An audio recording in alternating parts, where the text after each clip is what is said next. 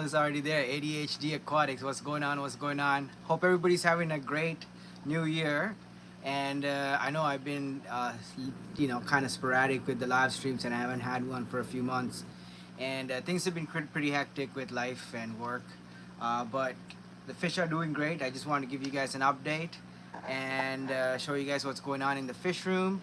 And we'll give some time for more people to join in. But we do have a lot of fun and exciting news coming up as well.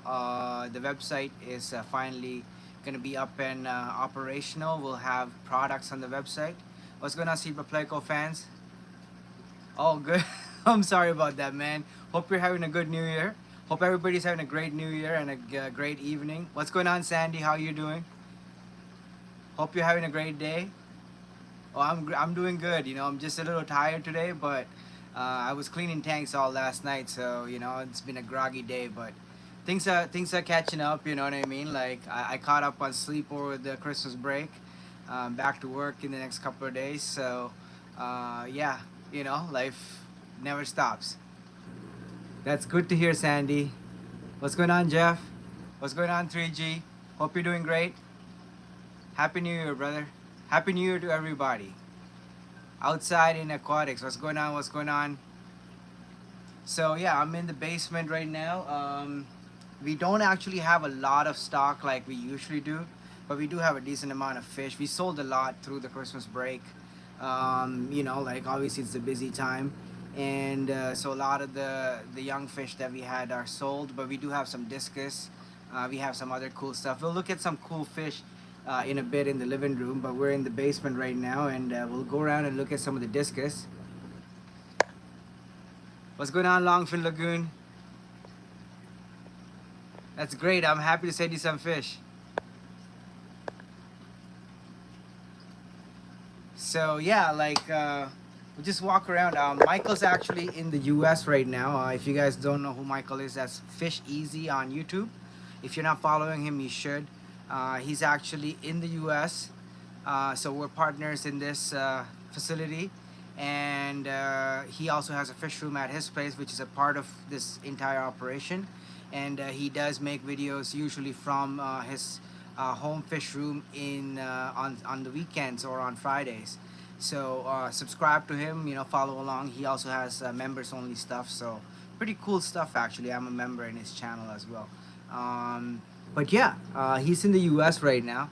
What's going on, Mayor? Oh wow, a super chat already. Thank you so much, man. Thank you so much, Mayor. Mayor actually is a friend of ours. He lives close by. He buys fish from us the odd time. What's going on, Greg? Fish Fram link. Thank you, my. Oh yeah, thank you. Yes. So yeah, we're trying our best to stay above water with the water changes. It's a lot of work. What's going on, Fishy Mike? Like especially Michael's not here since the 15th or 16th of December, I believe. Actually, no, he left on the 17th or 18th. So it's been about 3 weeks solid that I've been managing everything here. A lot of the fish are also here from his house. Not having the extra amount of stock in the last few weeks has really helped because that freed up a lot of the tanks where we're housing a lot of the fish that came from Michael's house while he's on vacation. If any of you guys are in California, you should hit him up on our group chat or on his Facebook. He's in California till the 15th, so he might be interested in coming and saying hi, checking out your fish room, maybe even doing a live tour or something like that. Just message him, get in touch with him. Be fun, something fun to plan. Okay, so without further ado, let's go around and look at some fish. Whilst we're doing that, we'll also feed some of the fish. So we got some discus here. These are the fish that's actually in the title. These are one of our bulldog pairs. If the audio is not good, let me know, okay? It's hard to tilt this. Oh, there we go. Is the video playing? What video? Hi, Michael. How you doing, buddy? Okay, we're gonna feed some fish. So basically, I feed Discus D50. I don't know if you guys know what that is, but it's from Tropical. It's good food. This is basically what we feed all of our Discus. The larger adults usually get this stuff. They also get some probiotics from the same company actually, but on top of that they also get like the odd time they get color enhancing flakes and stuff like that too, and the odd time they get live food, but not really. I'm not a big fan of live food. So I'm just gonna go around and put food in each tank, and then we'll go around and look at all of them, okay?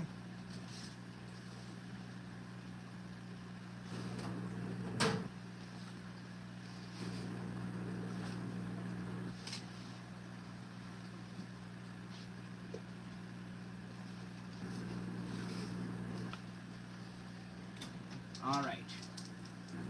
There. Put some food in there.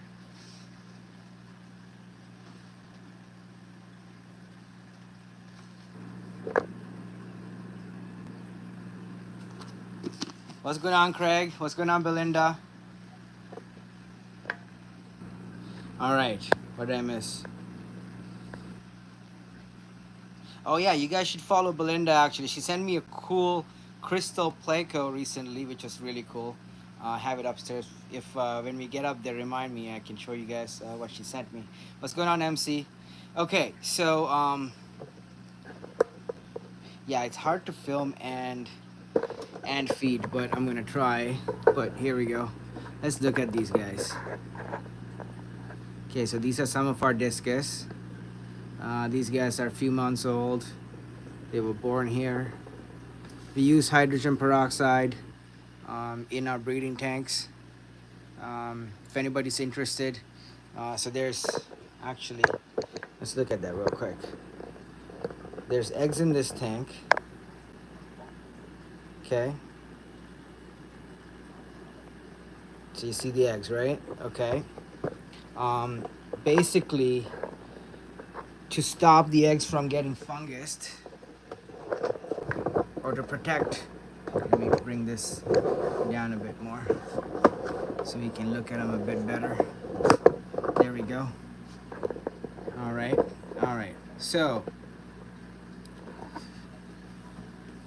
what's going on, Cora? Coral.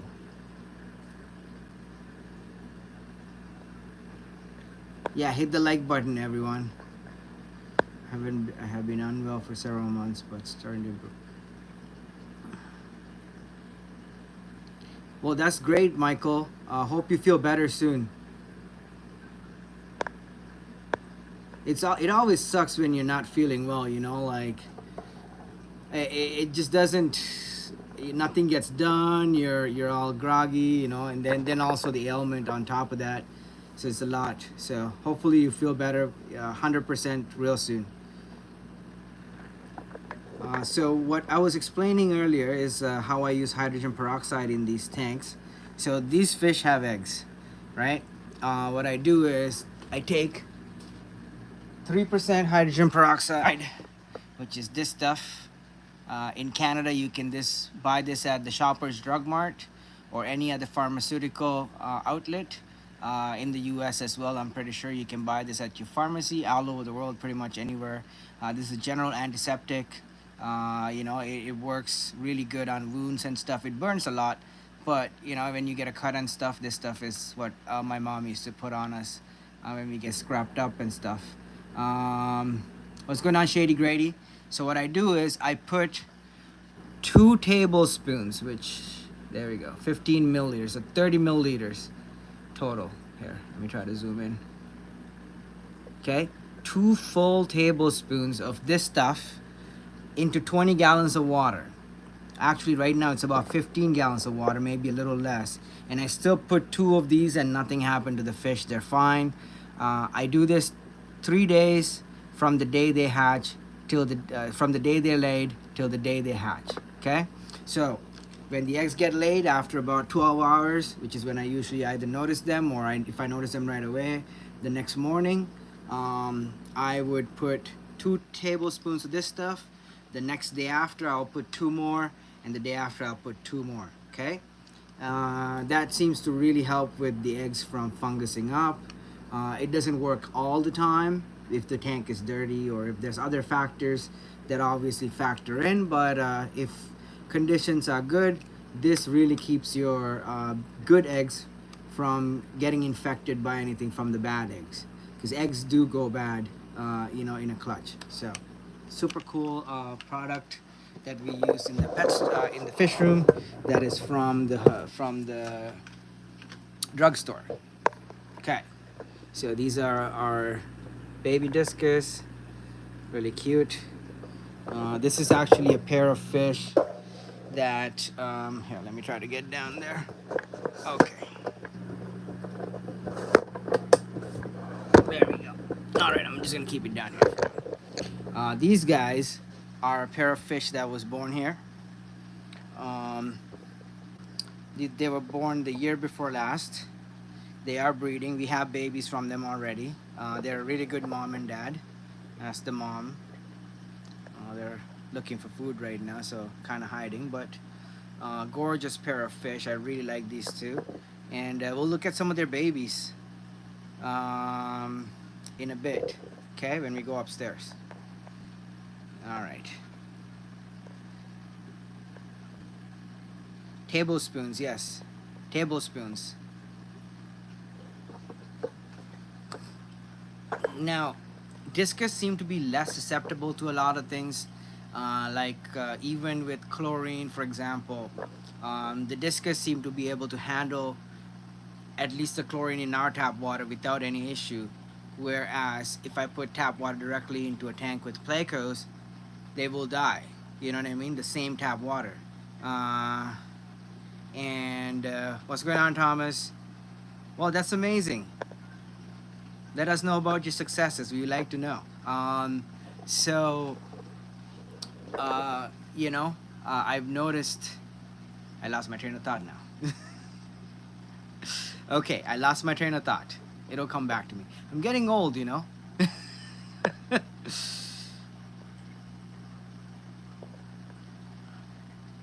Oh, I can't remember what I was saying anymore. Oh my God, I was saying. Well, my pleasure, Thomas. I'm becoming Michael now. He always says that. He's like, oh, I forgot, and I'm like, why? And then he's like, oh, I'm getting old, and I'm like, you're not. And then I'm like, now I'm like that too. It's like, oh, I forgot. Anyways, moving on. They're a really pretty pair of fish. I really like them. This pair here, let's look at those right now. Babies from my discus. Oh, yeah, they have some really pretty babies. I'm really excited for them, and we'll go check them out in a bit. They're upstairs. Okay, so this pair, the male is having a little bit of a gill issue. I've treated it, and he's getting better, but he's still pumping his gill. I'm not happy about it. So until he's better, we're not expecting much. I'm gonna move this pair into probably this tank once I find a place to put him. He's one of our big boys. He's a dad to a lot of the fish that we have here growing out. He's a gorgeous Penang eruption, very beautiful fish, and he's doing great. He's been a really good fish for us, and he's produced a lot of babies, which is really nice. So I do have a new female for him. He got a new girl. She's upstairs in quarantine, and we'll see her in a bit, and we'll check her out. His glass is not that clean because there's no breeding happening in here. So I cleaned the tank, the bottom and stuff, everything else. But I didn't wipe down the glass just because there's so many other tanks to clean, and I would rather, spend my time cleaning a tank glass where I need it to be clean, like the breeding tank where they are breeding or they're about to breed, than a tank where, there's a fish by himself and he's in great condition. It's just there's algae on the glass, right? Here, let me actually clean that for you guys right now while we're here. There we go. Now we can see it. Alright, he's hiding behind the cone. We'll get him out. Come on, bud. There you go.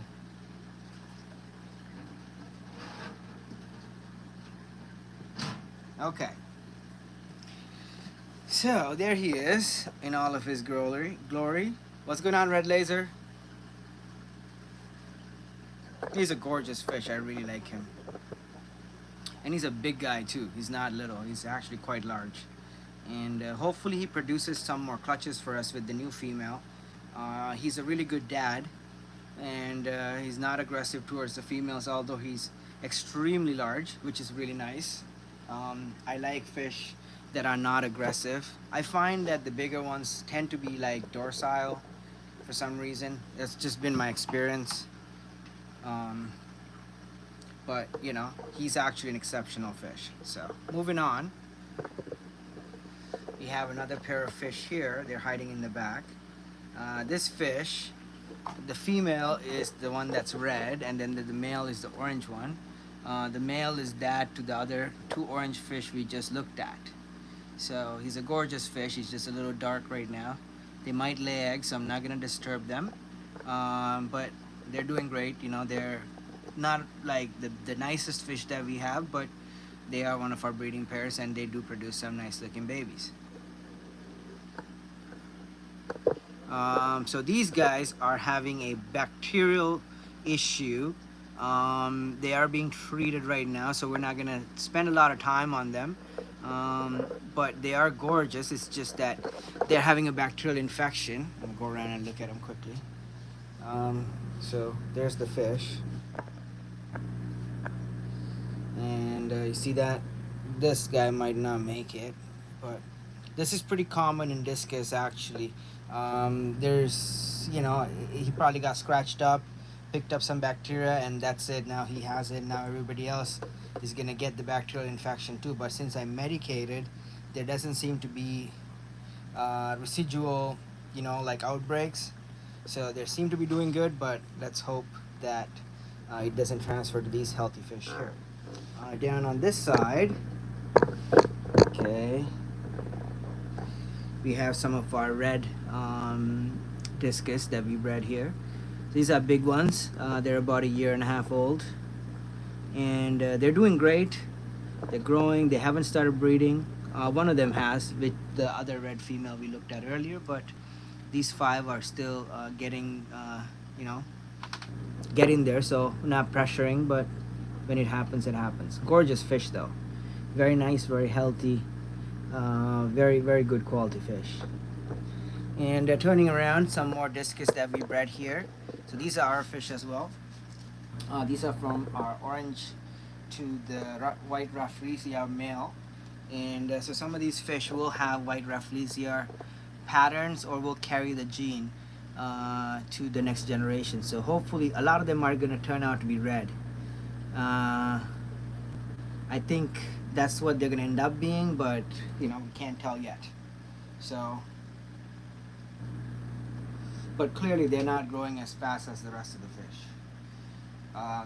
The colored fish I find are less faster growing, and tend to not get as large as like some of these patterned fish, which I kind of like more just because they get bigger. I like big fish, you know. I don't know why, but let's feed some of these guys on this side. Since we're already here, might as well.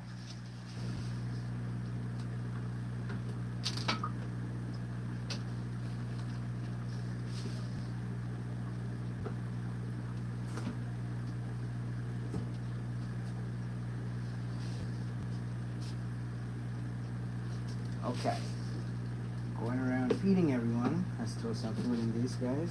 There we go. Everybody's coming to the front. You guys might notice that there's leaves in the tanks. That's a new product that we're carrying on our website. We're also using this product in our fish room, and it is manufactured by an affiliated company that is located in Sri Lanka. So if you guys are interested, you can buy this product. It actually does work really well. Let me go bring the chair around so I can sit down and look at the fish.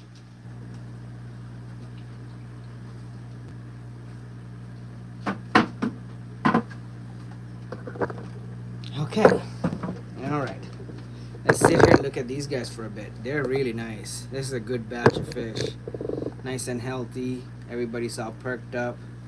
You know, I cleaned the tanks this morning, but it's already filthy, so I gotta clean it again now. These guys require almost daily cleaning.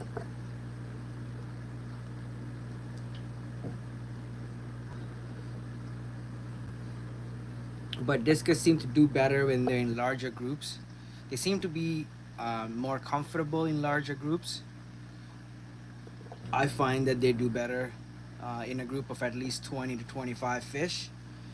So if you are gonna plan to keep discus, I would recommend getting a large enough tank where you can have a decent amount of large fish. Unless you want to just keep them in pairs. Like my friend has 135 gallon.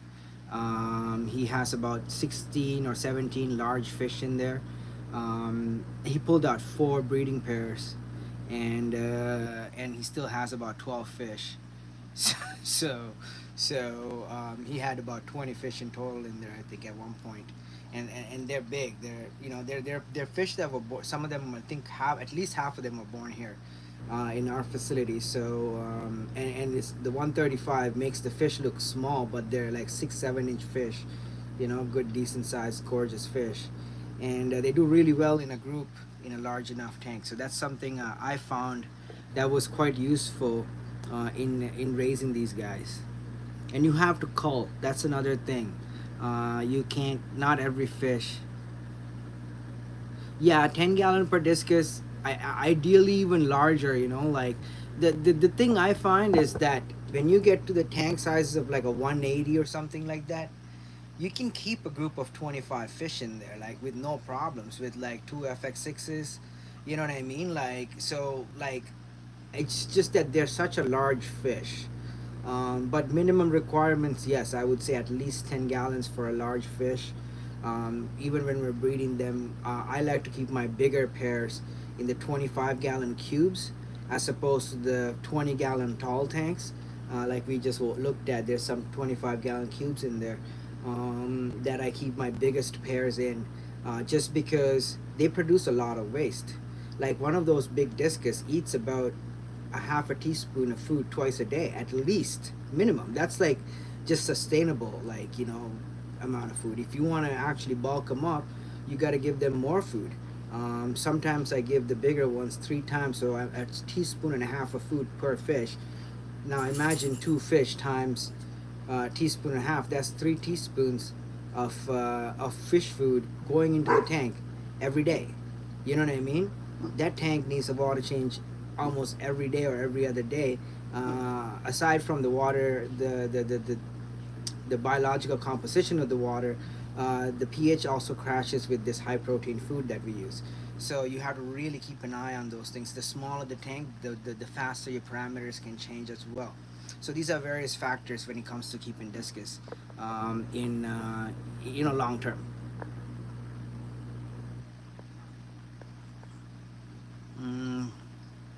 She just seems to have a pair with the Dantum albino male, but when I separate them, they have not bred for me. Do you think I should put them? I would put them back together.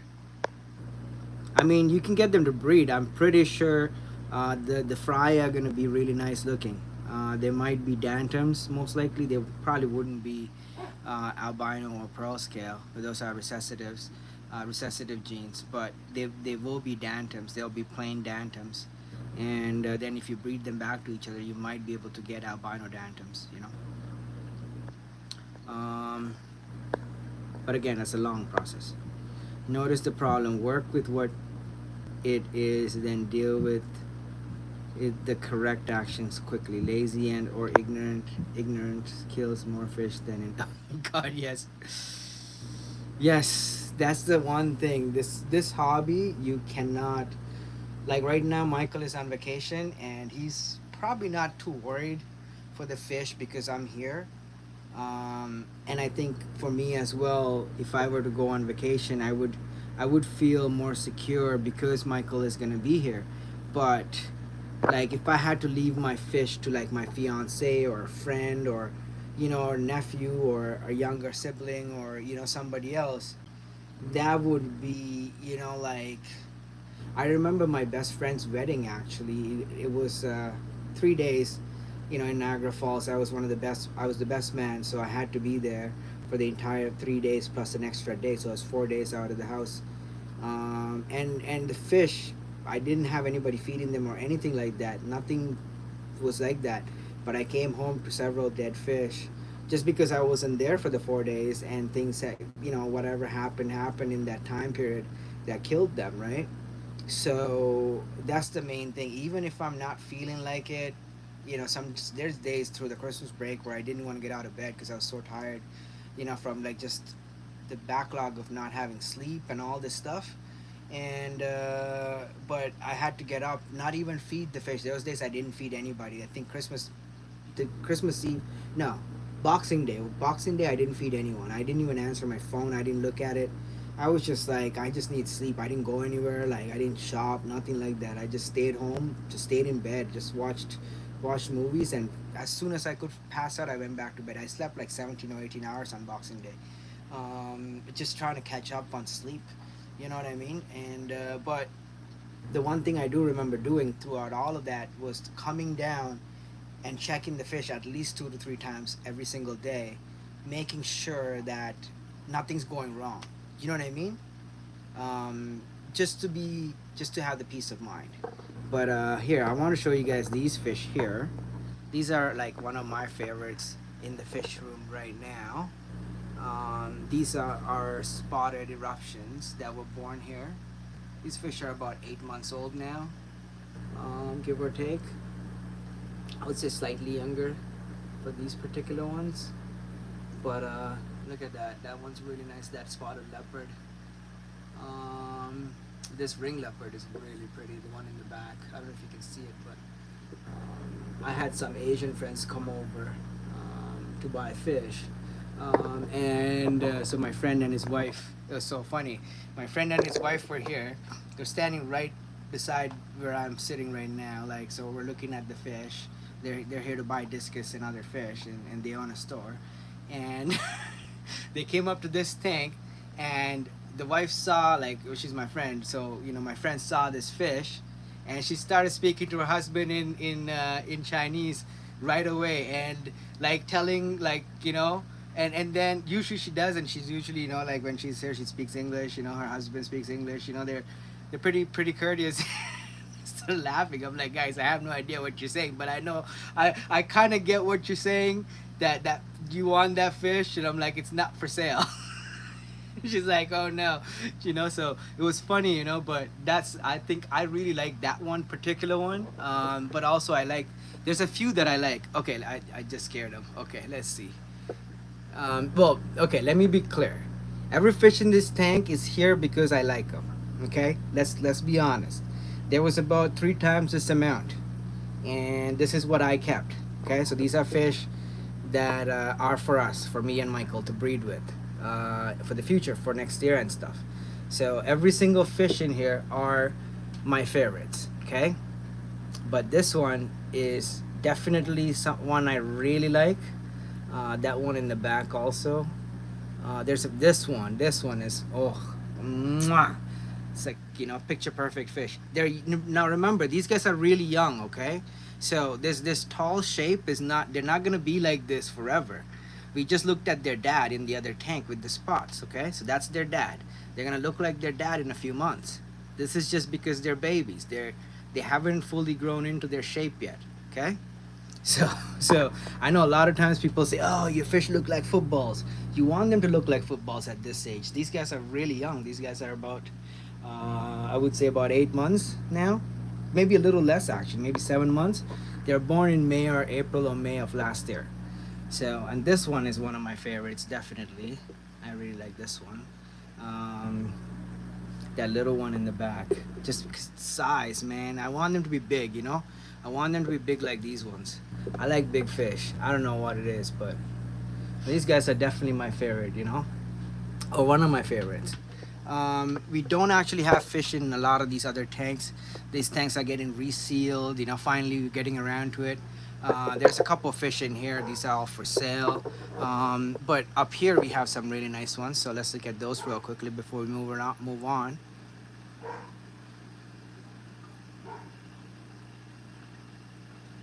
Yeah, they grow really fast for us. Like, I mean, these guys are only about, I would say about 5 months old, these ones here.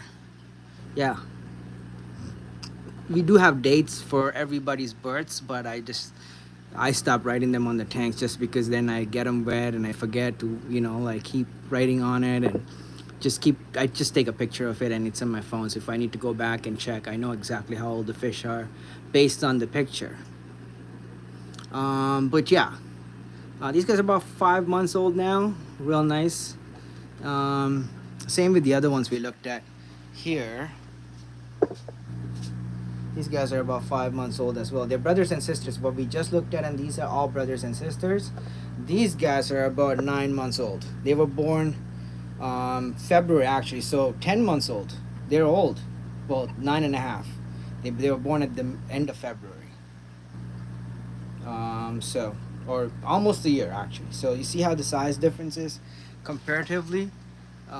So those fish actually look like discus. They're round and nice right now. These guys are still getting there. Okay, we'll go around and look at some wild fish. So these are wild fish that we bred. I'm really happy about these ones here. Came out real nice. So that's one of the, that's not a parent fish of these fish, but that is one of the parent group. So, oh, we have a death. See, little guy died. We gotta remove it. But yeah, that's a weak fish, so it wasn't good. It wasn't gonna make it. Look, some of these smaller ones. See, different sizes, but they grow differently. Like, so these bigger ones were actually in a smaller tank. I just moved them down here, like the bigger ones, about 3 weeks ago. So all these big ones and these little ones are the same age. Okay, that's the weirdest thing about these discus also. So you have, these guys are about 6-7 months old too. They're not that old. So they haven't even colored up yet. Their colors are just coming in. But these two are the same age. Now these smaller ones were down here in this big tank by themselves for maybe 4 months, and the bigger ones were in a 33 gallon, 16 of them, no, 13 of them. So 13 big ones were in a 16 gallon, the biggest 13. Those were ones I wanted to grow out, and I just didn't have a tank down here to move them. And so they lived upstairs in a 33 gallon. And they still grew twice the size of the little guys who were down here in a 75 gallon getting 3 times a day food, while these guys were barely getting twice a day food because they were upstairs. I barely like feed the Pleco tanks twice a day, so I had to actively go and feed these guys twice a day. The little ones were definitely getting 2 to 3 times the food a day. More water changes down here because we do a lot more water changes in the discus area than in the Pleco areas, which only get like once a week water changes. So all those factors still didn't matter. These guys, so I believe it's the genetics that gets them big. So the larger fish, you know what I mean, tend to grow and have larger, potentially larger babies, whereas smaller fish tend to grow not as much, and then potentially their babies are also going to be smaller. And then these guys here, these are some of our orange fish. What's going on, Esketti? Oh, 30 of you guys are watching this. That's amazing.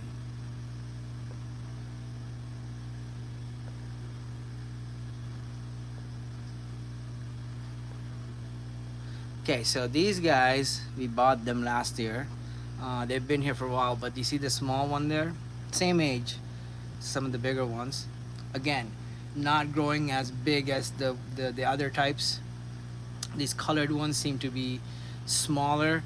I'm trying to get larger sized ones of these just to have bigger breeders, so that we can potentially have bigger results and bigger fish for you guys, because I would rather sell this to a customer and these small ones can go to the pet store.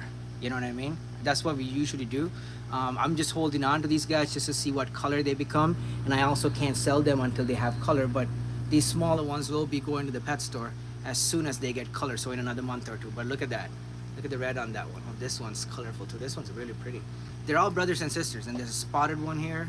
Ooh, look at that. I really like this one. I might keep this one. I like this one too. This one's spotted. Some really pretty fish. So their parents are wilds. They were born here, and they're doing really well. We got some angels. Nothing really left. These are leftovers. These are for sale. Somebody's picking them up in the next couple of days. Empty tank that I'm cleaning out. I'm gonna show you guys. Okay, so this is gonna be a treat, I think, because everybody loves these fish and everybody wants these fish. This is like the hot ticket item that we're producing for 2023 or 2024, and we have about 1,000 of these right now, and we are able to produce about 1,000 of these a month. And we are working on getting a shipping situation to the US so we can make them available in the US as well. So without further ado, let's look at the fish. And so this tank has about 100 or a little bit more maybe. And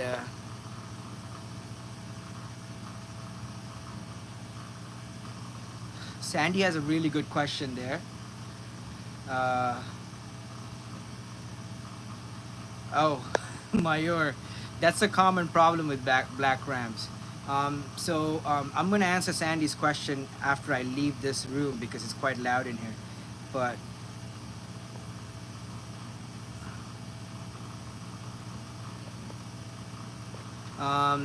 thank you for being here, Asgeti. And yeah, Craig, it depends on the genetics, you know. So like, we don't always get the best genetics. You know, like from the overseas, they tend to keep their best fish for themselves. And then the next best ones get sold to you know, the highest bidding customers, which are in Asia and Europe, and then the US, and then to Canada and Australia. And so by the time we get fish, it's been picked out. So I've been working real hard with some importers to get the bigger fish, and but the cost is insane, you know. Even paying for them up front, we're paying quite a bit for those big fish. So yeah, that's the not fun part. But yes, we have some really nice black rams, quite a bit of these guys. We'll go look at the rest of them upstairs. We have been selling quite a bit of these over the Christmas break, but there's still quite a bit left here which are getting sold this next couple of weeks. We also have German rams, which again we're producing about 1,000 a month, give or take, or at least that's the plan. We have breeders for that. We have the capacity to produce them, and right now we have you know, a couple of hundred available for sale. And so these are the German rams. There's some super red ancestors in there, some breeders which I need to set up. There's a small discus that is a leftover from another tank.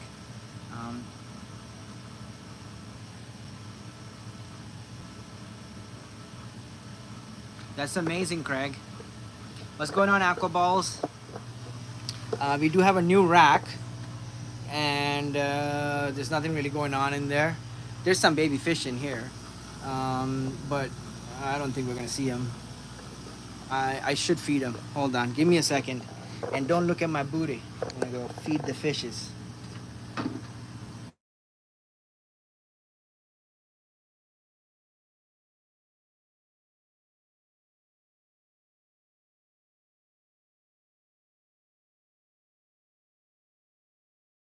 Okay, are we back?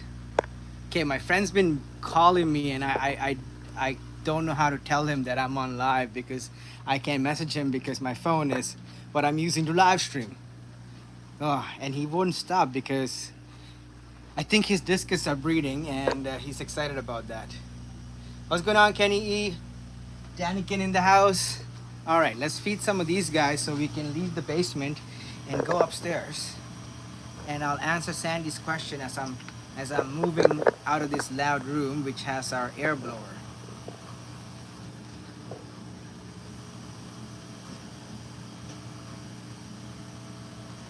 Okay, so I'm feeding all the fish down here.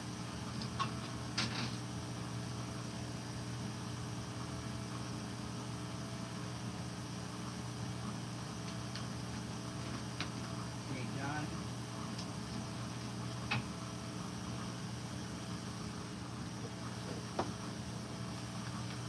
Okay. So, oh, before I leave this room, I want to show you guys something real cool. We have a new product that we're launching, which is these guys. So these are Aqua Life, which is right there, Aqua Life guava leaves. Okay, so this is special for your plecos. If you don't have oak trees and stuff like that, you can use this as a substitute. It is also a supplementary food source for your fishes, um, for your catfish, for your plecos and stuff like that. So we are selling this product. We have the 20 leaf pack and the 10 leaf pack. These will be available on our official website, which is aquarium.biz. Okay, so stay tuned for these. These will be available on our official website. This is manufactured, by my cousins in Sri Lanka, and they package this. It's organically farmed, and it's already pre-washed, pre-boiled, and packaged. I got them to make it exactly how I want it, so that I can use these in our tanks, in my tanks here. And I am using these products in my tanks, and I'm having amazing results. We'll go upstairs and look at all the baby zebra plecos and stuff. So this stuff really works. It's a really good food for your shrimp and your plecos. See, the pleco in the picture is my fish. I took that picture. So I feel pretty good about this product. So for 2024, we will be selling this. This is one of the products. We also have the flat guava leaves at the same price. It's just the other ones are curled up. These ones are flat. The flat ones, it's just the only difference is the flat ones are flatter and the curled ones are curlier. And let's see what else we got. We got a lot of stuff in here, but right now all I'm seeing is guava leaves. Oh, there. Okay. We have almond leaves, Indian almond leaves, which are manufactured in Sri Lanka, organic. And we have the 5 packs and the 10 packs will be available on our website. This is good for your betta fish. Again, I took that picture of these are fish that I owned, and this picture is mine. So I feel pretty good about this, and this will be available. These are already available in some of the stores in Toronto. We are also selling this on our official website, so you can buy it at your local pet store, or you can buy it from us directly. What else we got? We got something else in here which I'm trying to find. Oh, there we go. Now this is what I'm really excited about. Okay, so this is the Aqua Life. Oh, it smells good. Like you can tell this is good when you touch it. This is our signature brand cinnamon leaves. Okay, now this stuff is good for your discus. This is why I got them to package this for me. I use this in my tanks. You just saw, like in all of our discus tanks, there's a couple of these leaves. It does work really well. It's an amazing product for your discus, and since we can't get fish medications, that's why I specifically wanted this product in Canada, because we do not have access to medications here in Canada, and this is something you can use as an alternative in your tank to make your water ideal for your fish, and to add the essential tannins and nutrients, so that you do not have sick fish, so really good product that I really like. So we'll be having these available. Thank you so much, Jeff. Thank you. And yes, Michael will be dealing with all this stuff, so you'll get to deal with him, not me. I just wanted to show you guys that's what we're working on for 2024. Now we're back in this part. I'll look at some angel fishes whilst I feed the rest of the fish. And we'll go upstairs and look at the rest of the rams and everything else.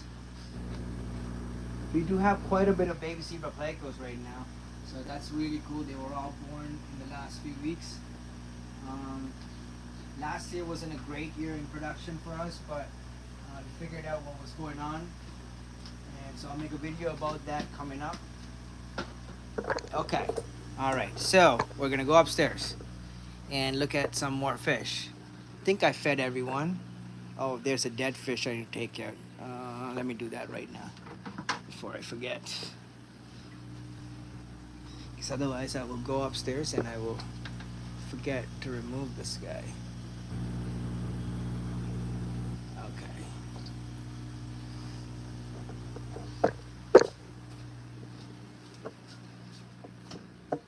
we go. All right. And we're done. What's going on? Aqua addicts. Aqua addicted. Thank you. Those angelfish are not the nicest. The nice ones are actually at Nona. If you know Aquatropics, which is I think the store that you go to, they have the big ones over there that are nicer than these ones. These are the leftovers. I gave him 10 or 12 really big, really nice fish.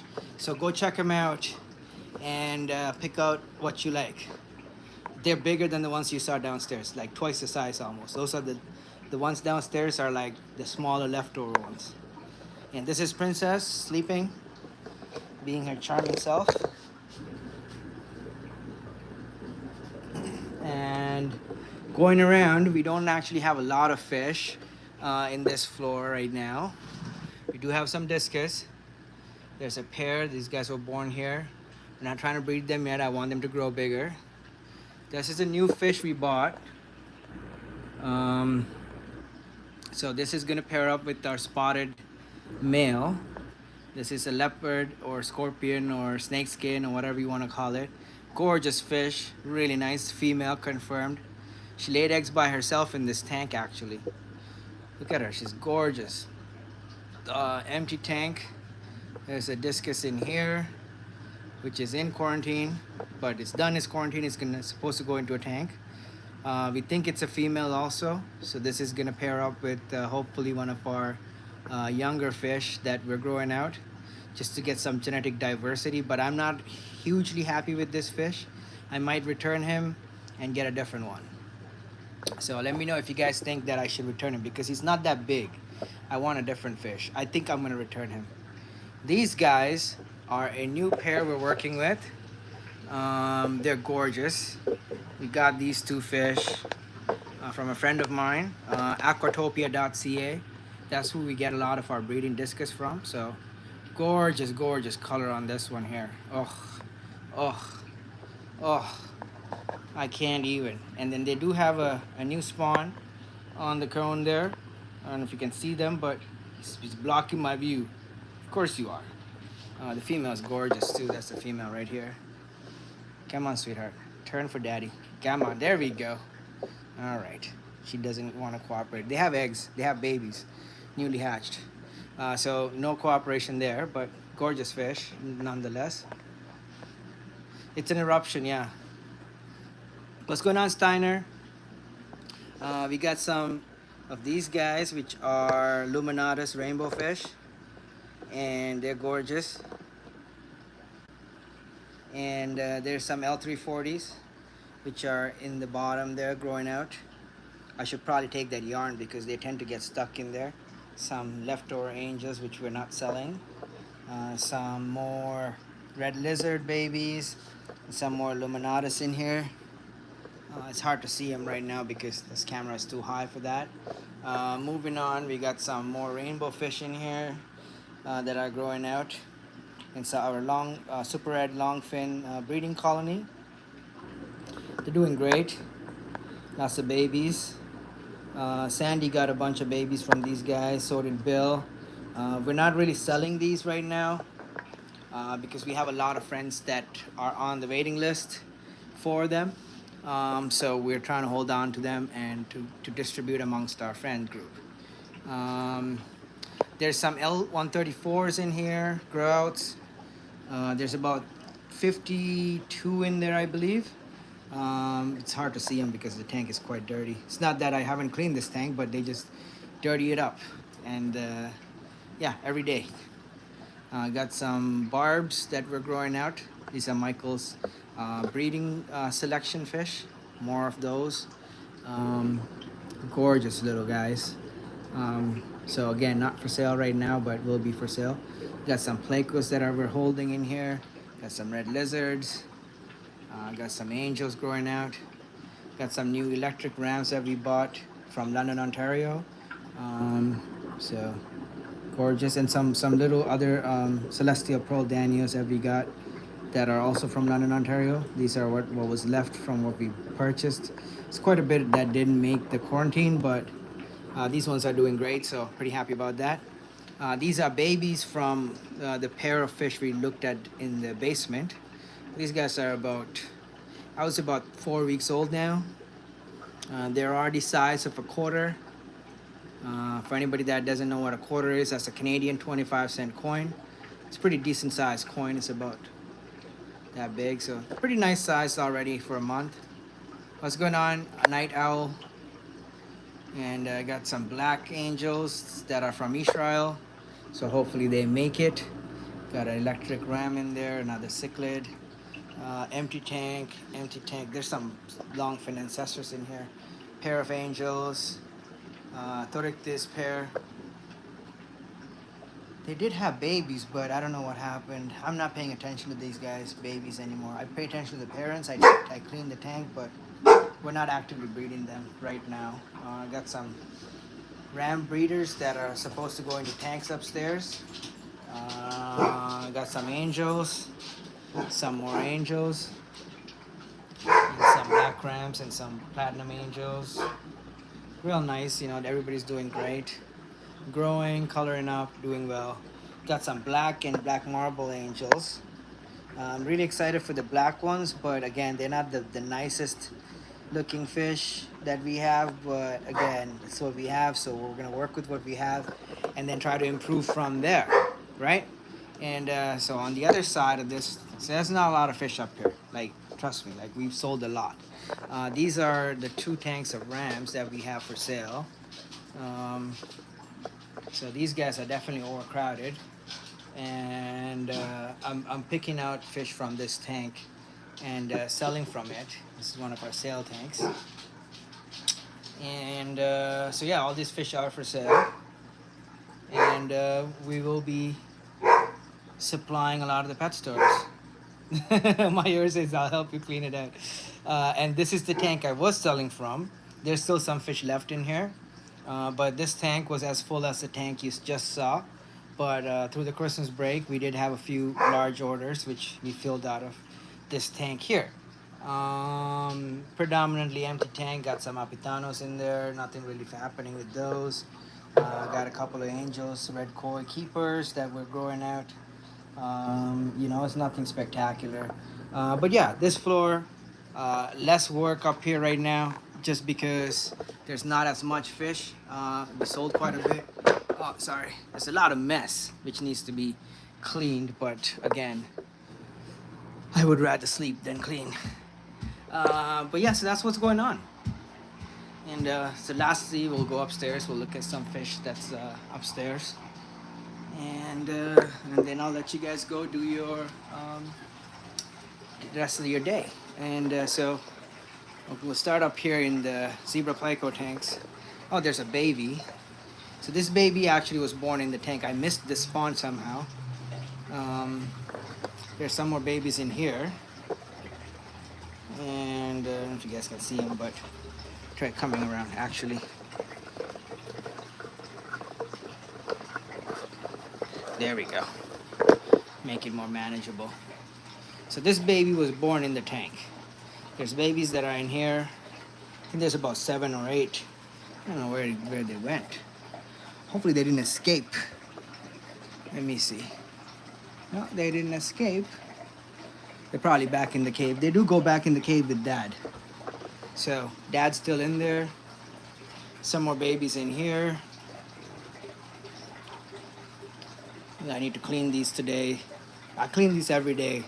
They get dirty pretty fast. I need to catch this guy, which is in the tank. There's a couple more in this tank that I need to catch. There's another group from a few months, like a month ago. And then there's another spawn in here from the second group, which are doing really well. They just started spawning. The babies have not come out, but I'm excited for those. And then we have all the growouts from 2022 and 2023 that we held back.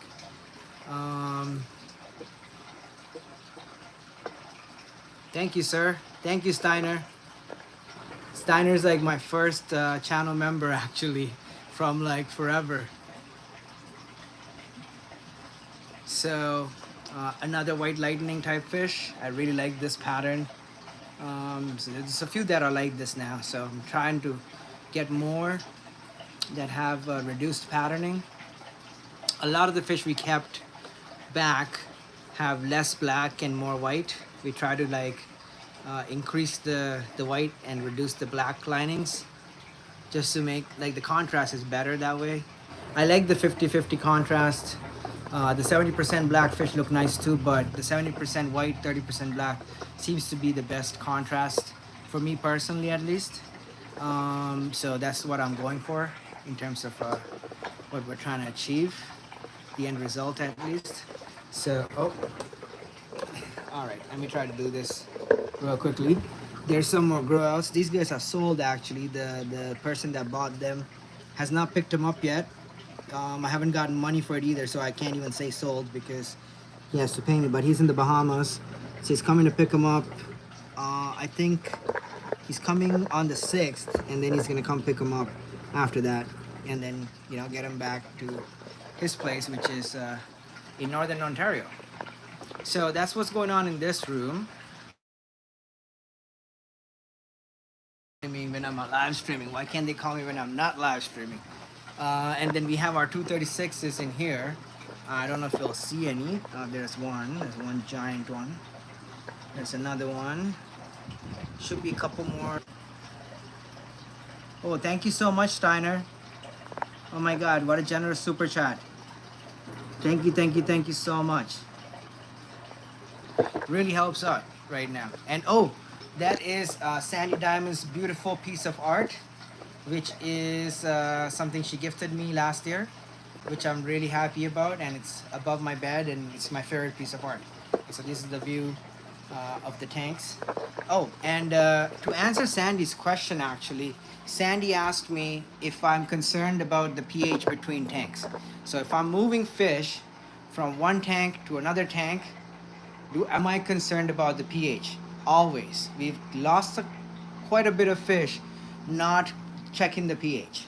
And it sucks when it's an expensive pair of discus, or something like a black ram, or an expensive pleco that dies because you moved it from a tank that has a pH of, let's say, 5 to a tank that has a pH of 8.5. Now our tap water here comes at about 8.5, 8.6 pH. It's quite high right now. It changes every month. It has been as low as 7.4, 7.3, and has been high as 8.8. Okay, and I use tap water in all my tanks. And so even when I do water changes, I'm concerned about pH, not just moving fish. But when we're moving fish, what we try to do is, if I have the time to do it, I like to get the pH in both tanks the same as my tap water. So I don't even check at that point. I do a couple of 50% water changes in both tanks, or a couple of small ones, and then a couple of large 50% water changes on the same day, and make sure that both tanks get to the same values as my tap water. Then I just move the fish. Now if I'm not doing that, if it's a fish coming from, let's say, one tank where I know the pH is low, I check the other tank, and sometimes I even take water from the original tank. Like if I'm moving them into a 10-gallon, especially when I'm harvesting babies, for example, if I'm harvesting pleco babies, I'll take 10 gallons out of my 50-gallon pleco breeding tank, catch all the babies, put the 10 gallons of water into a 15-gallon tank, put the babies in there, and then fill the rest with tap water, and then top up my breeding tank. So that seems to work really well for me personally. Also, I drip acclimatize my fish. Those big discus we looked in the basement, when I moved them from the 3rd floor up here into the basement gets water changes a couple of times a week, usually at least 3 to 4 times a week minimum. Those tanks get dirty real fast. There's a lot of big fish in there. They poop a lot. They get a lot of food to grow for that size. So because of that reason, the pH in those those grow out tanks are usually at about 8.5. Up here, I do a water change every 7 days or so. These are breeding tanks up here, and so the pH crashes in a lot of these tanks, and a lot of these tanks stay close to 5. So when I moved the fish, their tank was at about 5.5, and up here, and I did a few water changes. I brought it up. I tried over a week. I couldn't bring it up any higher than 6.5. It'll come above 6.5. Next morning it'll be back to 6. I do another water change. It'll come above 6.5. Next morning it'll be back down to 6.2. So finally I needed to move them because I had fish coming from Michael's house to here. So I put the fish in a bucket and I drip acclimatized them for about 6 hours, from 6.5 pH to 8.5 pH. And that worked. I didn't lose a single fish out of those larger ones that I moved down there. So that does work really well. There might be some fish that are better able to handle the differences in pH when you move them between tanks, but generally speaking, most fish, especially if you're going over a full degree, like if you're at 7 and you're going up to 8, will have a difficult time with that. Anything above a full degree, you're gonna kill them. So if you're going from 7 to 8.5, they're probably gonna die. So that's something to keep in mind. And always check your pH. Always drip acclimatize your fish, even if you're moving between tanks. I tend not to move things from floor to floor. Up here, for example, fish usually are born up here and they get moved downstairs. They never come back up unless we're gonna use those fish for breeding. And what's going on, Scaper?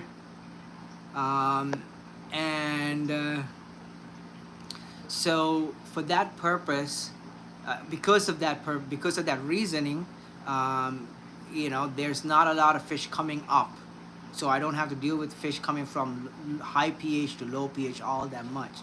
It's usually fish going from low pH to really high pH in the rest of the house, where the grow out tanks are. So that's where I have to be a little bit more careful when I'm bringing fish up here. A lot of times they come up here. I'm just more worried about pathogens and stuff like that coming from the living room. Although we don't actually bring any fish from the outside and we don't actually have any disease outbreaks or any issues with diseases, I'm always concerned about pathogens, because we do have quite a bit of expensive fish on the third floor with a lot of our breeding plecos and stuff. It's probably like a couple of tens of thousands of dollars of zebra plecos alone in my bedroom. But so because of that, I'm a bit more careful bringing fish upstairs. And when they do come up here, they usually go into a tank that's set up for them. Usually I try to keep the pH close to where their original tank was, and then once they get up here, their pH could crash to 5.5, and it wouldn't affect me or the fish in any particular way. Turn around and look at some baby fish up here. We have quite a bit of black rams. Oh, there we go.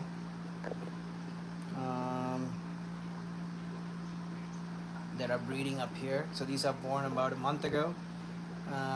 They're already pretty big. Another month, a month and a half, we can sell them already. There's quite a bit of gold ones in there also.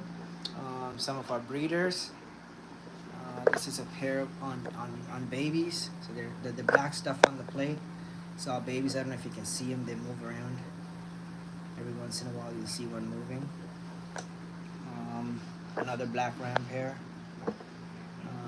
Electric blue pair. I'm trying to get these guys going again. Some babies, I don't have a tank for them, so they're in a bucket right now. I do have a tank, I just had to move them. Another pair of black rams, another pair of black rams. More baby black rams. Let me try to get the camera up in there. It's hard to see in there, but it's not the easiest place to get into.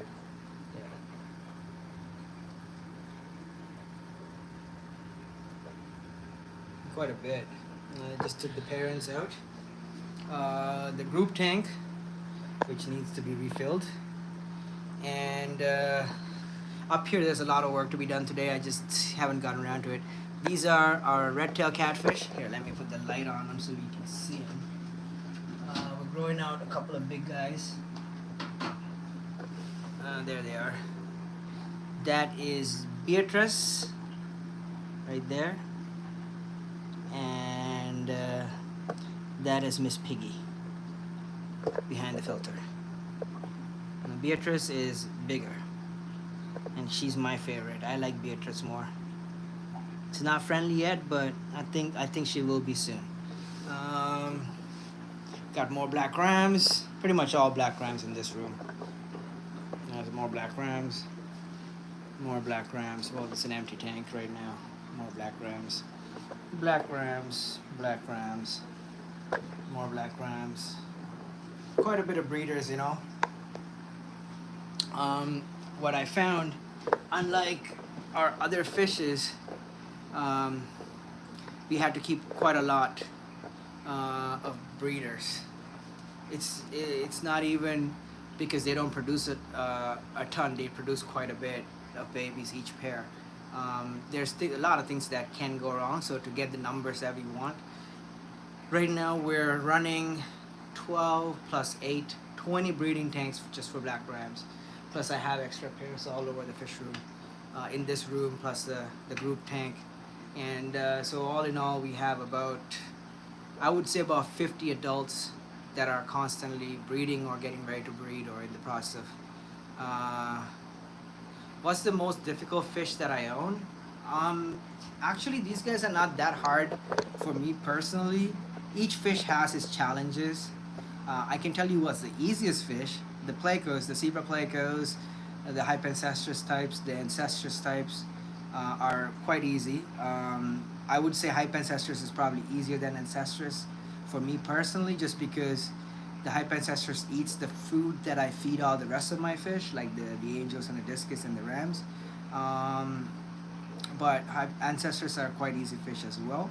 Um, the black rams are actually not that hard. They're really easy to keep. They're very, you know, peaceful fish for the most part.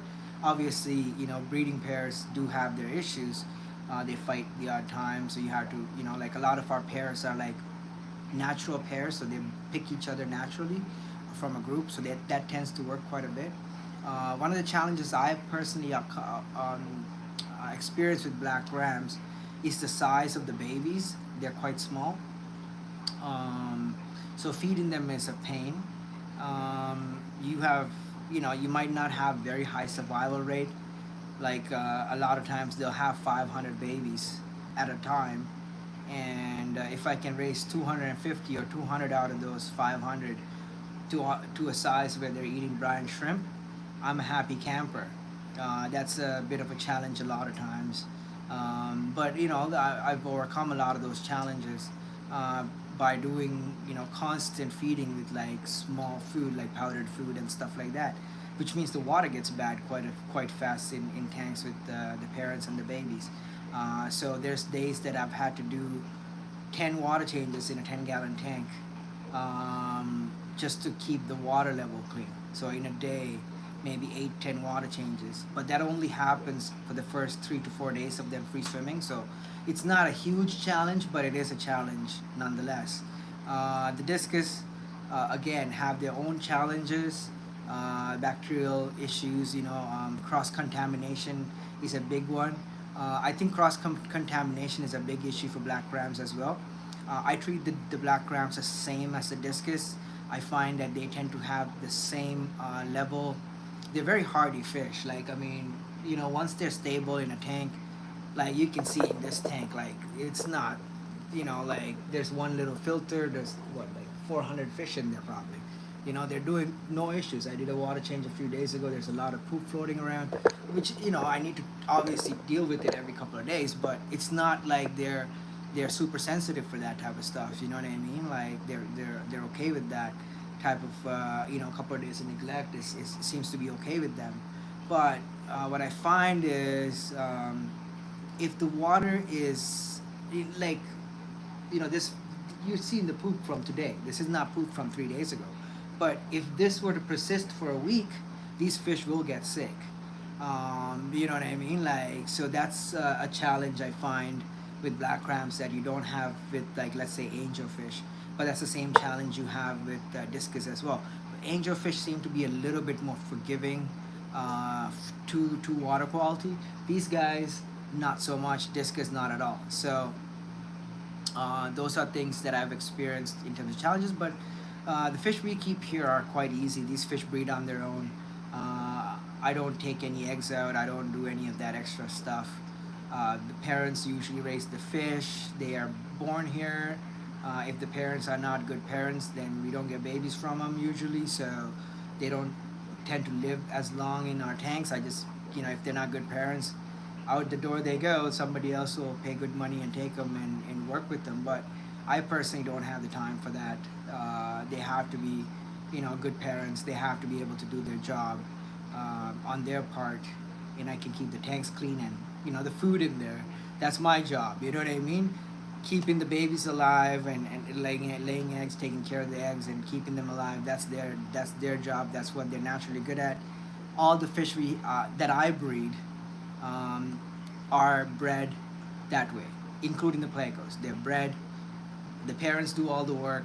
I do no work when it comes to that. I only clean the tanks. I feed the tanks.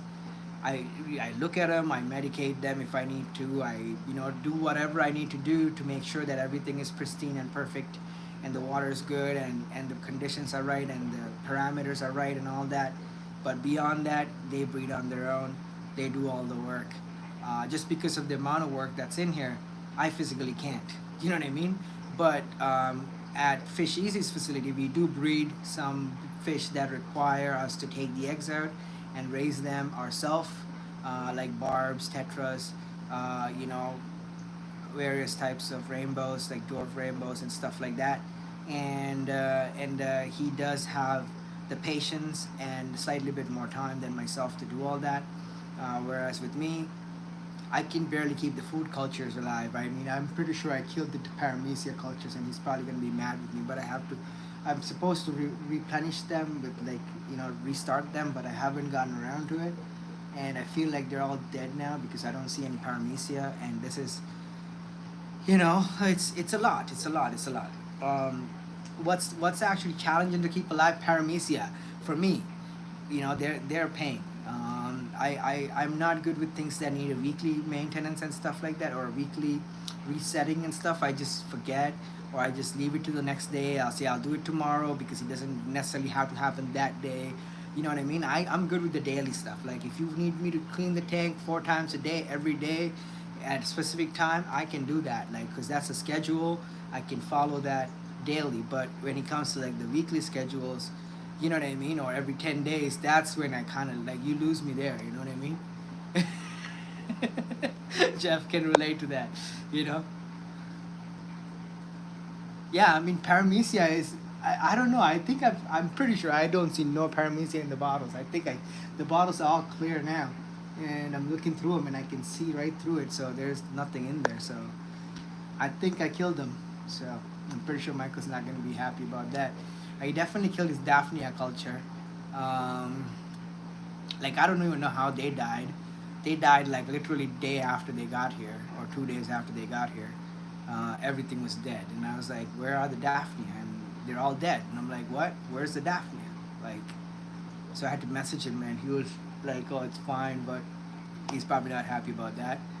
But yeah, that's what I'm dealing with, and that's what's going on here. There was a question. How old is my 236? I got him last year.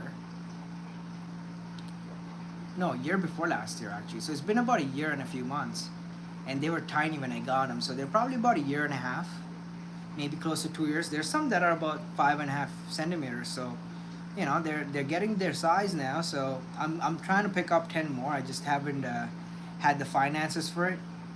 There's a lot of things going on here, so spending a couple of $1,000 to get Plecos is it's sometimes a little bit something you have to really think about, and but we are planning on that. So me and Michael have been talking about this, and we've been also talking to my friend Thomas in Belgium to pick the fish up from him. What's going on, Scotty?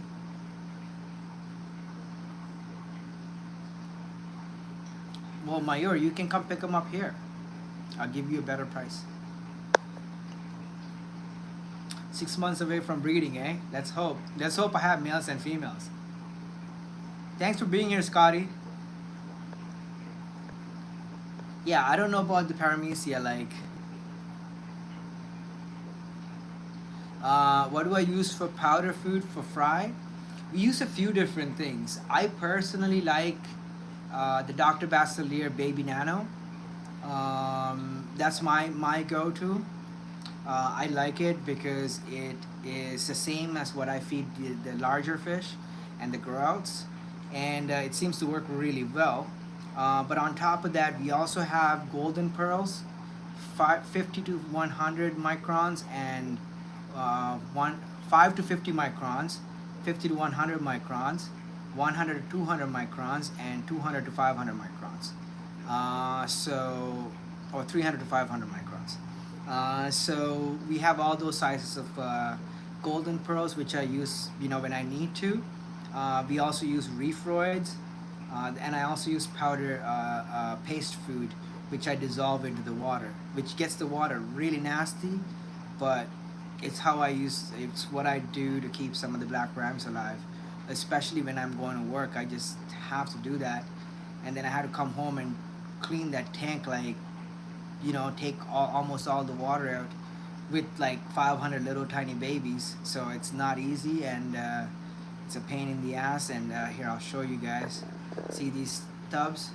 Sometimes I have to go and leave the tub for a few hours, wait till it settles like that, and see if I sucked out any babies, and then go with the turkey baster and remove them. Usually, almost always, I have sucked out babies. We do have a water changing apparatus, like a siphon, like a hang on the side siphon, which takes up 5 gallons of water at a time. And it's a drip, so babies don't get sucked into that. That works really well. If I have time to do that 4 or 5 times over the night, then I use that. So I'd be up here, like, every hour I'll set an alarm, come in, take 5 gallons out, put 5 gallons in, set it up again, set a time for an hour, go, do other stuff. I need to have a few because there's a few tanks in here. And sometimes I have to use the hose and take it out into a tub. So, it's a pain. So the prices of black rams are not going to go down because how much work it is for me personally. It is a pain, and also we're the only ones producing them in large quantities in North America right now. And since shipments from Israel is not coming through all that much because of the war and all the problems with that, we're the only ones able to also mass supply them, at least in North America. We can't supply Europe, unfortunately, but we can hopefully supply all of North America this year, at least the northern states as well as all of Canada. We are already supplying all across Canada. We've sent them out to Winnipeg, we've sent them out to BC, we've sent them out to Alberta, we're sending some out to Dartmouth, Nova Scotia soon. So we've sent some to London. You know what I mean? There's a bunch going out to Kingston next week or this weekend. And I think there's another order going out to Western Canada. There's 2 orders that are supposed to go out to Western Canada that haven't been picked up through various wholesalers across the GTA. If you want to buy our fish, you can buy them directly from us at our website, aquarium.biz, or if you know me or Michael, you can phone us. Or you can go to the6aquatics.ca. So that's the6 aquatics.ca. He sells them as well. He wholesales them too, but also aquatopia.ca wholesales them as well. So both of those are friends of mine, and you can buy them from either one of those, or you can contact me directly. If you're a pet store anywhere in Canada, we can ship it to you through WestJet, no issues, and you will get a very good wholesale price when you buy larger quantities. So we have various price breakdowns for 20 fish, for 50 fish, for 100 fish.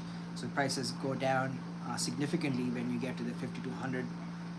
Anything above 20, you're getting a really good price.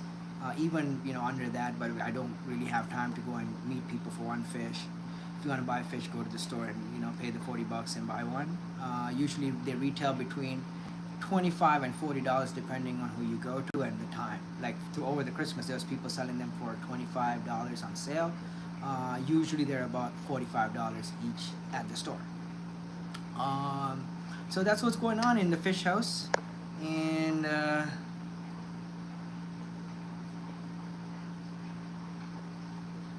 like the 6. Oh, thanks, Craig. What happened to your fish?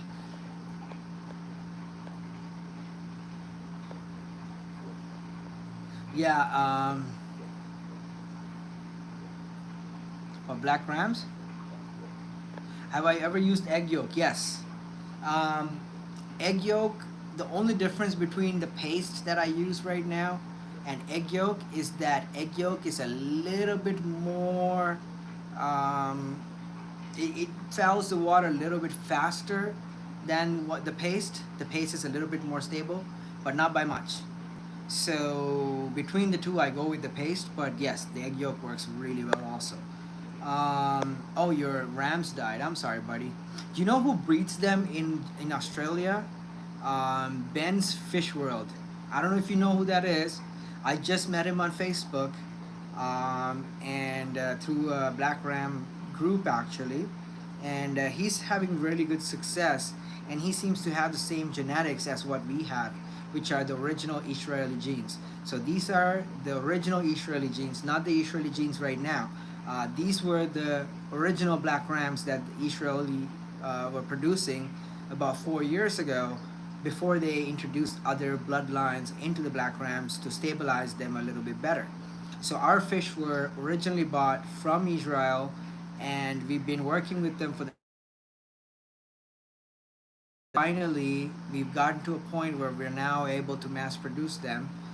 Thank God. I mean, it was a pain and it was a lot of work. It's a lot of figuring things out to get to this point. So I'm very happy. I don't know where I cut off, but I got a phone call.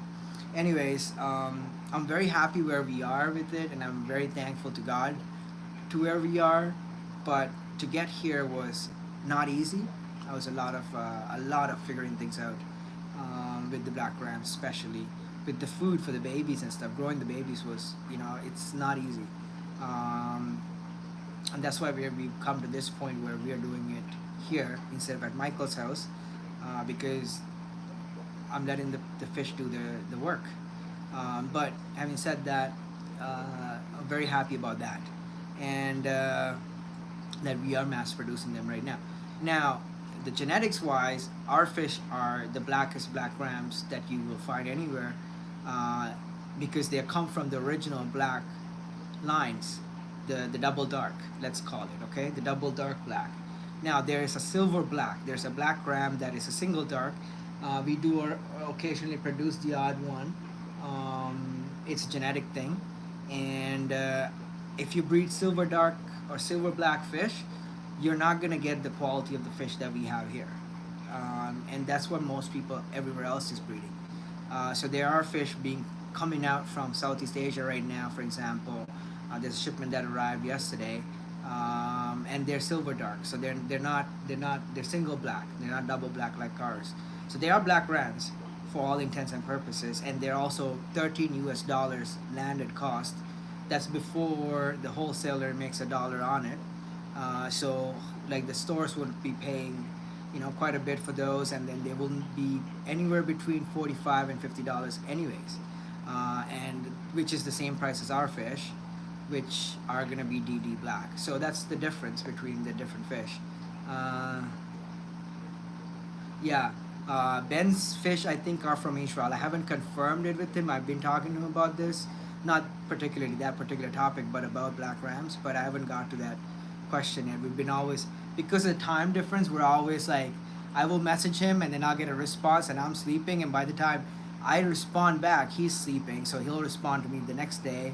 Do you know what I mean? So it's been a day's delay between the two of us, in our communication. So that's been a little bit of a drag, but yeah, he does have really nice fish, and he's doing something right because he's getting a lot of good quality babies.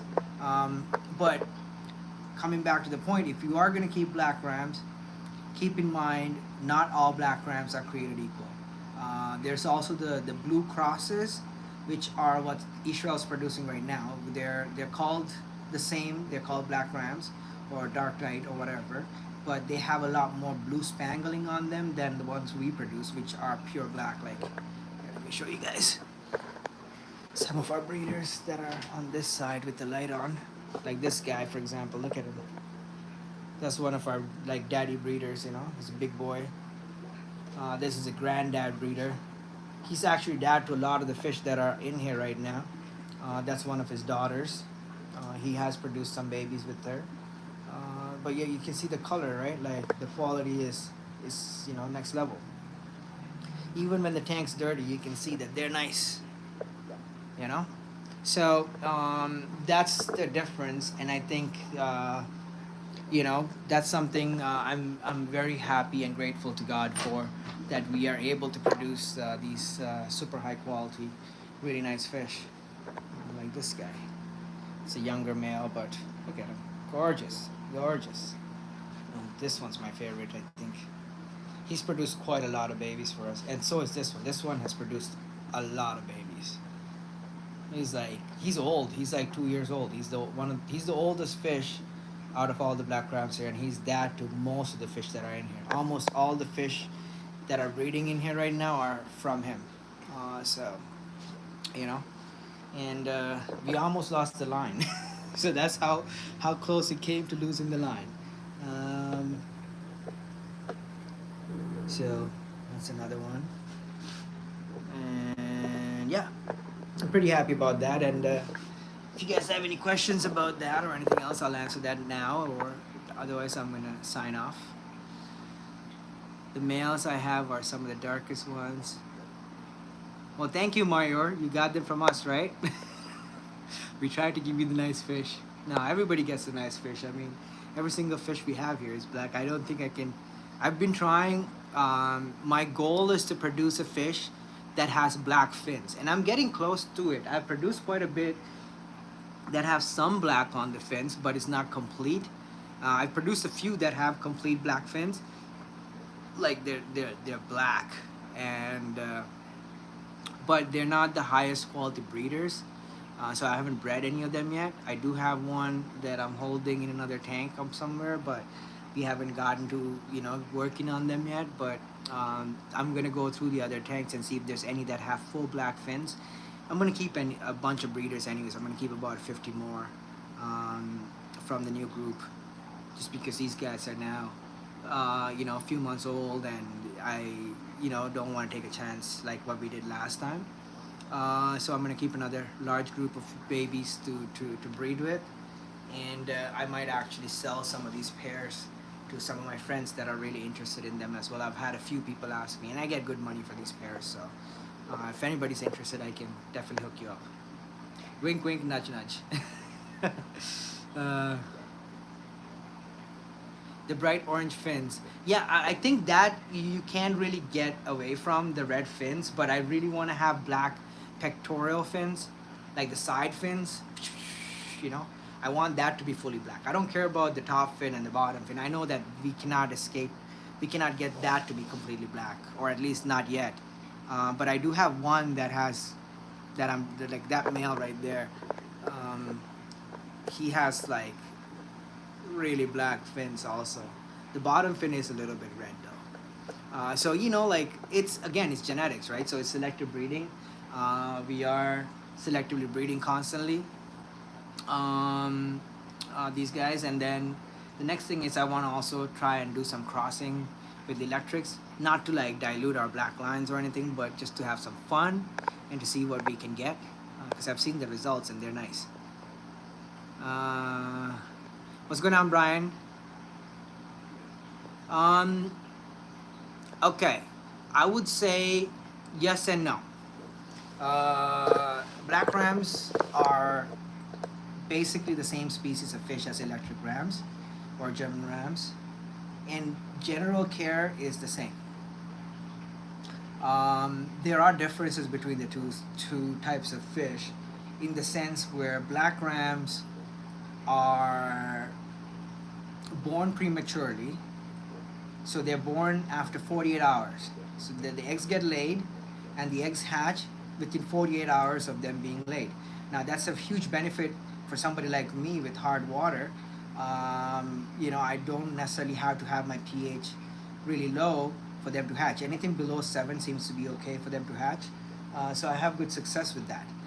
But the downside is when they are born prematurely, which means they stay as larvae on the ground for a lot longer. I find that almost a week goes by before they get off the ground and start free swimming, compared to, like, let's say electric rams, which take 3 full days, you know, 72 hours to hatch, and then they get off the ground 4 days after that. Same with German rams. Usually 3 days, 72 hours hatch. They might take a little longer than 3 days, and within 3 to 4 days of that, they're off the ground. They also get onto brine shrimp faster because the babies seem to be larger, whereas the black ram babies are half the size, if not smaller, than a German ram baby, which is already quite small. So that's the first thing I would say when it comes to caring, the size difference of the babies. As adults, they seem to be fine with other rams. I mean, I have friends that have bought black rams from me that have them with the Germans, the Golds, the electric. So they have a ram tank with like 8, 9, 10 different rams, different colors, and they all seem to get along. Everybody seems to be doing great. In terms of one thing I would like to say is that they are going to be more susceptible to cross contamination. And this is specifically for delicate sensitive fish like discus and marine fish usually get cross contamination. These are bacterial infections the fish seem to develop on its skin from being exposed to foreign bacteria, and anything that they've never experienced is a foreign pathogen. So, like our fish, for example, have experienced bacteria that are in our fish room. They might have, get to experience the bacteria in our living room tanks or in the basement tanks, and then the bacteria that's in the pet store tank. And if they survive all that, then they're fine. But they might go to a tank and the thing is, a lot of these tanks like that I just mentioned are usually really clean. Like, I mean, I try to keep my tanks really clean, especially when they're overstocked and stuff. Pet store tanks are even cleaner. They like, depending on the pet store, obviously some pet stores not, but most pet stores keep their tanks really clean, so not a lot of bacteria. They also seem to periodically, clean their systems out, so not a lot of issues. But if you put them into a tank like a planted tank with a lot of mom and debris and detritus and stuff, they might pick up bacterial infections in that system. It's quite possible, and so it's just like a discus. What I recommend is to set up a 10-gallon tank. If you're buying black rams from us or anybody else, set up a 10 or 15-gallon tank, put all your black rams in there for a few weeks, take some water from your main tank, put it into your quarantine tank, see if you get an outbreak in your quarantine tank. If you don't, take some decor or some plants or something, put it into your quarantine tank, get them used to the bacteria that's going to be in the main system. Once you get them used to that, then you can introduce them to your main tank without any issues. Once you've quarantined them for a month or so, they've adjusted to being in your care. They've built up more robust immunity, because after you move them and stuff, they're small, delicate fish. They could get beaten, banged up in the bag, in nets and stuff like that. They're not going to be in the best conditions when you first get them. So once you quarantine them for a month or so, they will be more robust. And then you introduce them to your tank, they're going to be fine. You're not going to have as many issues. But if you put them directly into your tank, especially a planted tank with a lot of mom and bacterial load and heavy bacterial loads, you will see bacterial infections happen very fast in your black rams. The cure is exactly the same as with discus, with cross-contamination. Antibiotics is what you need to use at that point. In Canada, we don't have access to antibiotics, so you can use the cinnamon leaves that we are selling as an alternative. It does work. What I recommend is having the cinnamon leaves in the tank before you add the fish, so that produces some antibacterial properties in the tank water to help with preconditioning the water to receive the black rams. You can also use them in your quarantine tank. I highly recommend using the cinnamon leaves in your quarantine tanks for both discus and black rams. And high quality food on top of that is the next thing to keep them healthy. But if you do have diseases, you will have to use strong antibiotics, which you cannot get in Canada. So if you're in Canada, unfortunately, you're shit out of luck. Vote for a better government next time, and maybe we can get things like antibiotics. If you continue to vote for these liberals, we will not. I'm good, G&J Aquatics Nation. How are you? It's Jerry, right? It's Gary. Yeah, I think it is.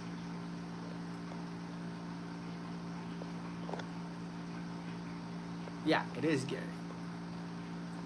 He bought some fish from us. Well, once they're free swimming, Mario wants to know what are we feeding the black rams.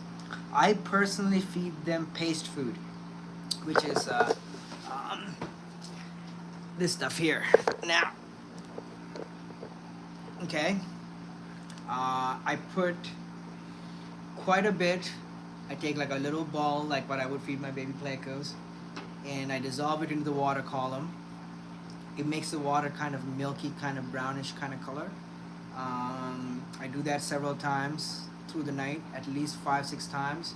And in the morning when I go to work, if I'm leaving super early and the lights are still on, I you know put a lot more of that in there. And then when I come home, I do water changes. That goes on for about 5 to 7 days, and at that point they can eat live baby brine shrimp. As soon as they eat live baby brine shrimp, you're pretty much guaranteed almost 100% survival at that point once they start getting onto live baby brine shrimp. But until that point, the survival rates are sad. Like really sad. You know what I mean? Like if you can keep half of them alive to brine shrimp, you're doing really good. You know, even if you can keep 20% alive to brine shrimp, you're doing really good. I've had times where not a single one would survive to that point. I've had times where I could get almost 50% to survive to the brine shrimp stage, and there's times when I get only maybe 10-20% to that stage. So, you know. Hey Glenn. Yeah, I'm sorry. Oh my god, I'm drawing a blank right now. I'm kind of tired. Well, welcome to Mayor. Thank you for being a member. Thank you for becoming a member. Send me a message on Facebook and I will add you to our chat group. Even if nothing's going on YouTube, we do have a members only chat group on Facebook where you can ask questions from me all the time.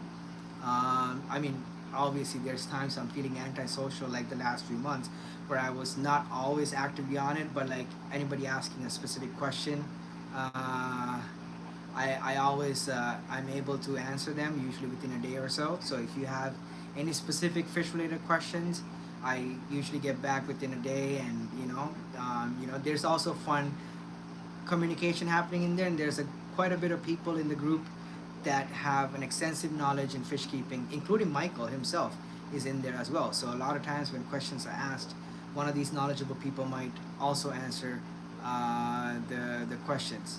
Well, hey Jeff, thank you for being a member again. Thank you everybody for becoming members. Everybody that has been members, I really want to say thank you so much. I was going to take the membership stuff out, but I'm going to do more live streams and also member content in the new year, hopefully. That's the plan at least. And so because of that, we're going to keep that there for now. And it does help quite a bit. So all of your generous support last year has been very helpful, and it's greatly appreciated. Even though I haven't been making a lot of videos, I really, really, really appreciate you guys for your support. And if you are a member and you're not on the group chat, please message me on Facebook, like right now, and say, hey man, it's me. I'm so and so on YouTube, and I'm a member, and I'll add you to our group chat. Keeping up with life is a lot of work, you know. This funny thing actually. I was thinking about this. It's not related to fish or anything, but I was thinking about happiness in general, right? Like everybody's so. And this is the last thing I'm gonna say, and then I'm gonna get off here. Everybody's so like, how do you say it? Concerned about happiness, personal well-being, personal happiness, like satisfaction and all these things. Like I need to be happy, and my happiness. I thought back to people like my grandfather. He wasn't a poor man like my dad's dad. He was well off. He had sharecrop farms. He owned sharecrop land. He had people farming for him. He had a job. He had 3 kids. He had a wife. He had pretty good life. He had a nice house, grain, everything, right? But the amount of times that he was truly happy in his life was probably less than what I have in my 2 hands, that I can count in 2 hands, you know what I mean? Happiness wasn't a thing for people that back then. Now everybody's so concerned about happiness. Am I happy cleaning tanks and having to clean fish poop? Hell no. Am I happy at 3 o'clock in the morning and I'm sweating in this room which is 87 degrees Fahrenheit right now. It's actually, you can see I'm sweating. It's super hot. This is the hottest room in the house right now. And am I happy being in here like 4 o'clock in the morning cleaning tanks when I had to be at work in 3 hours? No, it's not happy. I'm not happy about that. But it's not about personal happiness. It's about satisfaction. Do I get satisfied after? Yes. So happiness is a fleeting emotion, but satisfaction is what you really need to go after. Is what I've realized over this Christmas break. I've done a lot of thinking about this, and I realized that personal happiness doesn't really matter. Like that's what everybody seems to be all concerned about. But like people before us didn't have that luxury. Like 2 generations past, they didn't have that. They didn't even have, like my great grandfather could only go as far as he could walk. This was true for most of our great grandfathers. You know what I mean? Like his entire life was lived within a space of the amount of distance he could walk within a week or two, which is a couple of 100 kilometers. I drive that to work almost every day. Do you know what I mean? So my life has changed quite a bit since then. But I always think back to that and try to kind of like ground myself every time I think about like things like, am I happy? Am I satisfied being in an 87-degree room, for this many hours, busting my ass for not a lot of money, to be completely honest. You know what I mean? Like, I mean, when you calculate all the work that goes into it, it's less than minimum wage per hour. Sometimes we're out of pocket certain months. So it's not about happiness per se. It gives me a level of satisfaction that is more than happiness. You know what I mean? I don't know if that makes any sense, but it's something I've been thinking about. But that's what I'm going to say about that. And unless there's any other questions, I'm signing off. YouTube had become my second and third full-time job. I wish that was the case for me. I want to do more YouTube.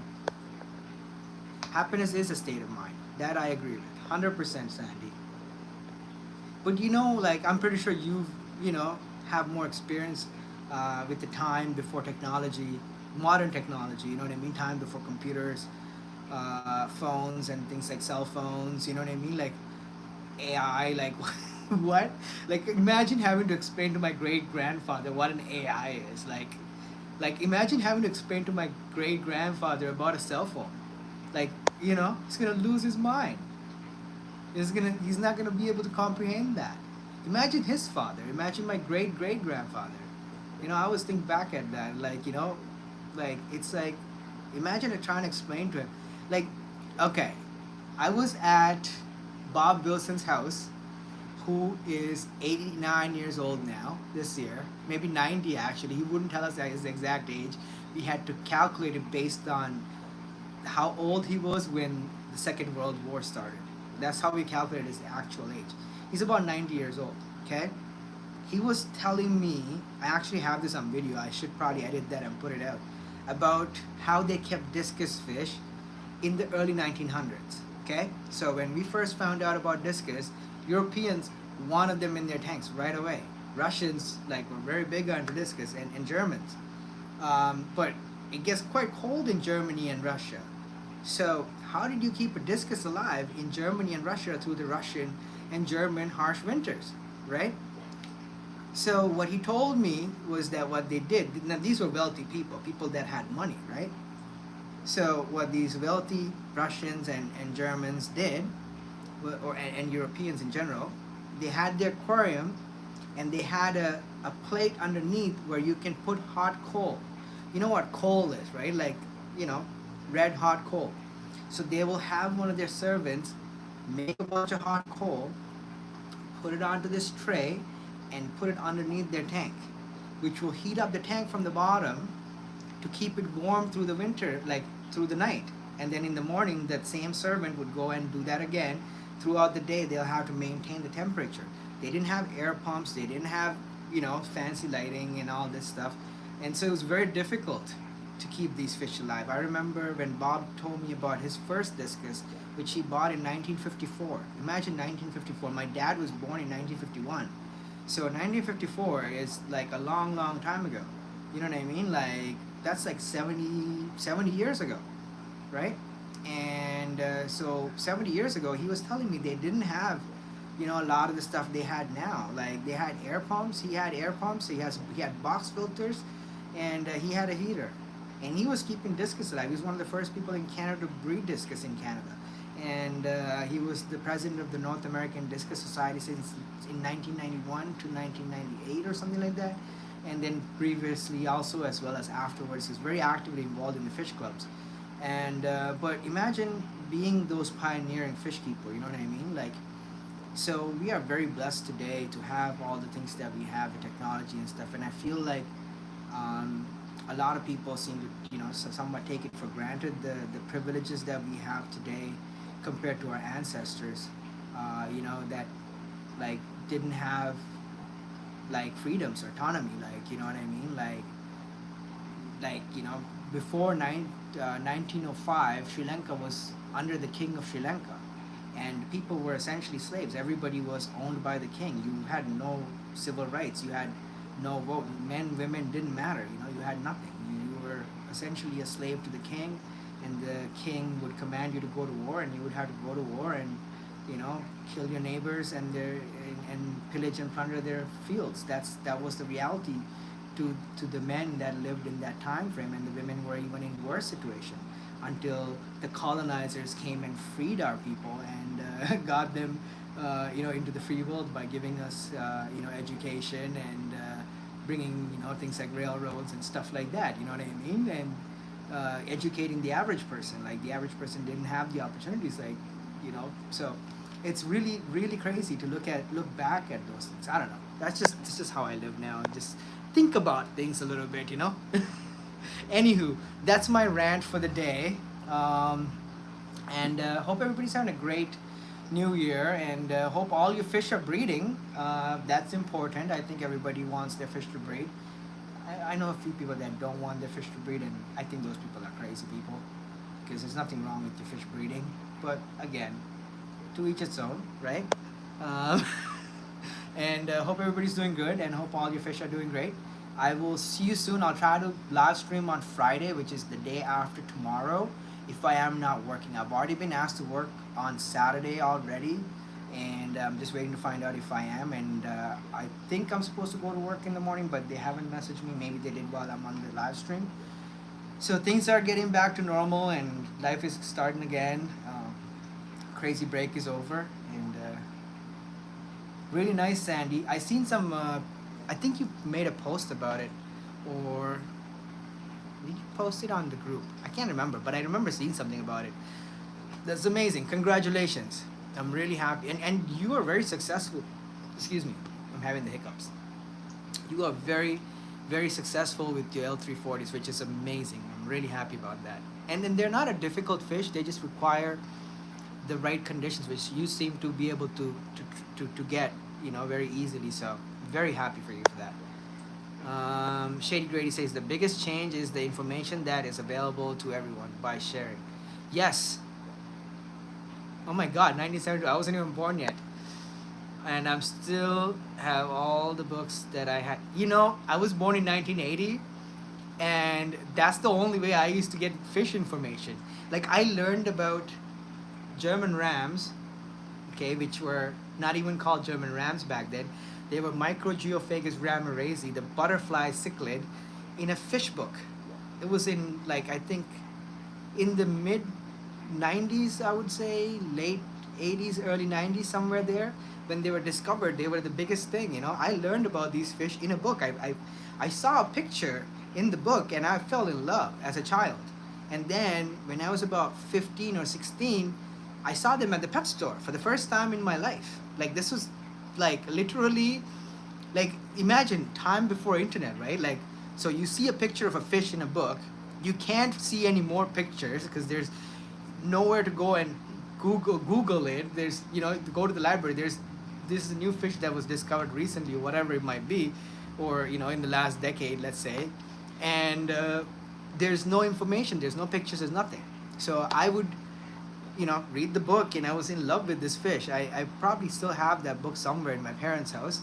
And then I go to the pet store one day, I see them in real life. in real life for the first time after that picture. Okay, and I fell in love with them with the picture from the picture, and even more in love with them when I saw them. I bought six, I believe, started breeding them. I was very successful breeding them early on. Had a lot of success, and that's what got started. My first fish room in Canada was from that. You know, before that I had a fish room in Sri Lanka, but you know that was before we came here. So anywho, yeah. So that time frame. I mean, it's crazy to think that like I remember reading a map book, like like no GPS. I had a map book. I used to deliver courier and newspapers. You know what I mean? I'd go to the map book, like those subscription newspapers. So you pay like a monthly fee to get the newspaper, like 4 times a week or 5 times a week or whatever. And I would be the guy delivering that subscription newspaper. So it's a high end. Not every house gets one, so you have to like sometimes find your way through the suburban streets in the middle of the morning, like at 4 o'clock, completely pitch dark, frozen, no street signs because it snowed, and you're going through a map book.